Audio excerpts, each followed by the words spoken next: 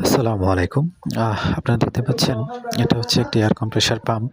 তো এটা হচ্ছে গিয়ে 93 সিলিন্ডার। তো এই মেশিনটা বিগত ২ মাস আগে চায়না থেকে ইম্পোর্ট করে আনা হয়েছিল।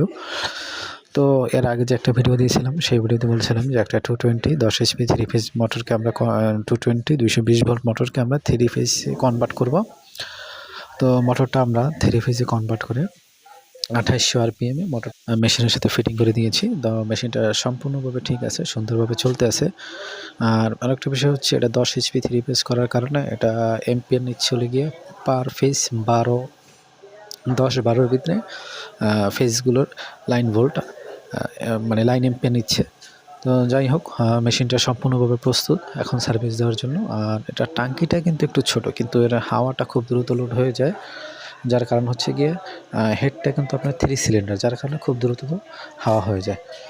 তো আপনারা চাইলে আমাদের সঙ্গে যোগাযোগ করতে পারেন যেকোনো সময়, যেকোনো মুহূর্তে। আর আপনাদের পুরান মেশিন যদি বিক্রি করেন তাহলে আমাদের সঙ্গে যোগাযোগ করতে পারেন। ধন্যবাদ আপনাদের সকলকে আমাদের সঙ্গে থাকার জন্য।